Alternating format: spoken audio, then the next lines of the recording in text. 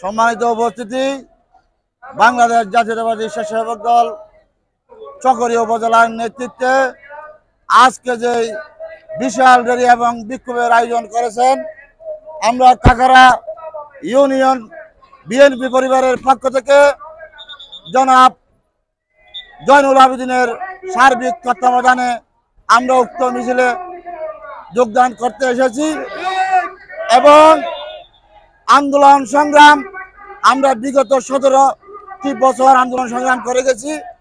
আমাদের অক্লান্ত পরিশ্রম, অনেক ভাইয়ের রক্তের বিনিময়ে, জানের বিনিময়ে এবং মামলা হামলার বিনিময়ে দেশ স্বাধীন হয়েছে।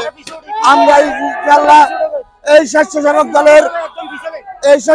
দলের অবদান অনেক বেশি ছিল এবং আমরা কাকারা ইউনিয়ন বিএনপির পক্ষ থেকে আজকে যারা উক্ত র্যালিতে যোগদান করতে এসেছেন, এই বৃষ্টি উপেক্ষা করে কাকারা ইউনিয়ন বিএনপির পক্ষ থেকে আমি তাদেরকে সশস্ত্র সালাম এবং অভিনন্দন জানাচ্ছি এবং আগামীতে যে নির্বাচন অনুষ্ঠিত হবে আমি ঐক্যবদ্ধভাবে সারউদ্দিন ভাইকে জয়যুক্ত করার জন্য আজ থেকে মাঠে ঝাঁপিয়ে পড়ার উদারত আহ্বান জানিয়ে আমার কথা এখানে শেষ করলাম।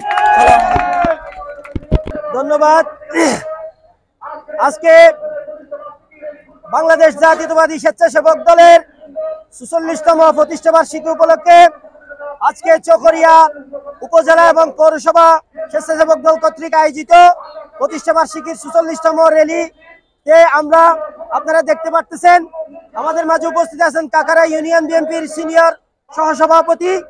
আমার এই প্রোগ্রামটা বাস্তবায়ন করতে গিয়ে যার অক্লান্ত পরিশ্রম আছে এবং আমাদেরকে সহযোগিতা করেছেন আমাদের প্রিয় বড় ভাই জয়নুল আবেদিন এবং কাকারা ইউনিয়ন বিএনপির দপ্তর সম্পাদক সুহাইব ভাই এবং যুবদলের কাকারা ইউনিয়ন যুবদলের সভাপতি বিপ্লবী বড় ভাই রানা এবং যুবদলের সাধারণ সম্পাদক আবু মুসা এবং আমার কাকারা ইউনিয়ন স্বেচ্ছাসেবক দলের যুগ্ম আহ্বায়ক মঞ্জুর আলম কালু এবং নাজমুদ্দিন উবাইদুল্লাহ এবং সালাউদ্দিন সহ হুসেন সহ যারা স্বেচ্ছাসেবক দল এবং যুবদল আমরা সর্বোপরি মিলাই আমি কাকারা ইউনিয়ন স্বেচ্ছাসেবক দলের আহ্বায়ক হিসেবে আমি আজকের এই প্রোগ্রামে আপনারা যারা অংশগ্রহণ করেছেন আমার কাকারা ইউনিয়ন স্বেচ্ছাসেবক দলের পক্ষ থেকে আপনাদেরকে আন্তরিকভাবে ধন্যবাদ জানাচ্ছি এবং এটাই বলতে চাচ্ছি এই চকরিয়া উপজেলা স্বেচ্ছাসেবক দল এবং পৌরসভা স্বেচ্ছাসেবক দল অত্যন্ত শক্তিশালী। আজকে আমরা এই চকরিয়া রাজপথে ইনশাল্লাহ র্যালির মাধ্যমে আপনাদেরকে দেখিয়ে দেব এবং এই দৃঢ় প্রত্যাশায় যে আগামী 24 তারিখ সালাউদ্দিন ভাই কক্সবাজার ওনার মাতৃভূমিতে আসতেছেন।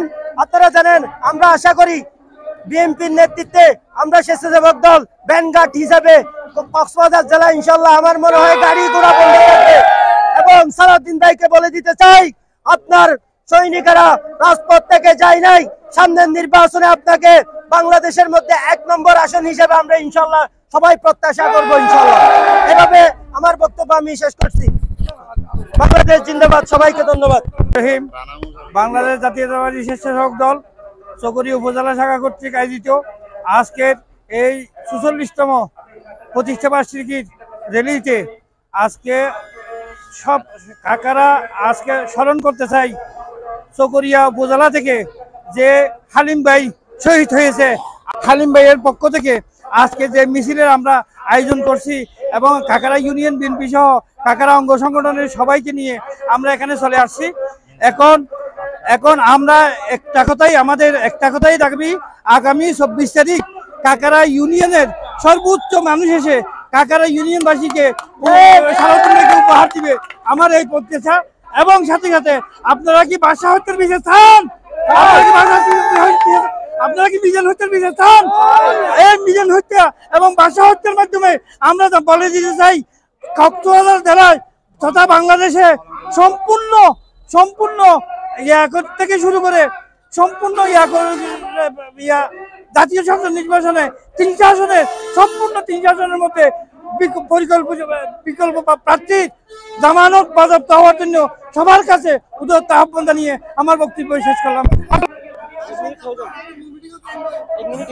আসসালামু আলাইকুম।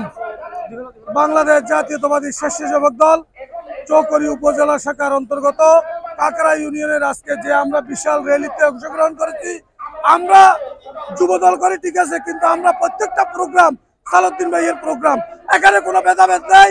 এখানে যুব দল, বিএনপি, ছাত্র দল একই সঙ্গে আমরা প্রত্যেকটা প্রোগ্রামকে সফলতার সহিত পালন করব। এই ওয়াদাবদ্ধ রেখে আমি আমার সংক্ষিপ্ত বক্তব্য এখানে শেষ করলাম। আসসালামু আলাইকুম রহমতুল্লাহ। বাংলাদেশ জাতীয়তাবাদী স্বেচ্ছাসেবক দল কাকার ইউনিয়ন শাখার অন্তর্গত আমরা আসলে কক্সবাজার চকরিয়ার যতগুলো অঙ্গ সংগঠন আছে আমরা হচ্ছে সালাউদ্দিন ভাইয়ের লোক।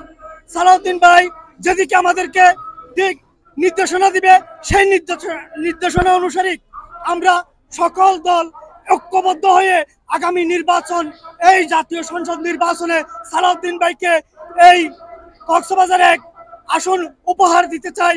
সেই আশা ব্যক্ত করে আমি কাকারা ইউনিয়ন যুব দলের পক্ষ থেকে সবাইকে ধন্যবাদ জানিয়ে আমার সংক্ষিপ্ত বক্তব্য এখানে শেষ করছি। খুদা হাফেজ, বাংলাদেশ জিন্দাবাদ, সবাইকে ধন্যবাদ।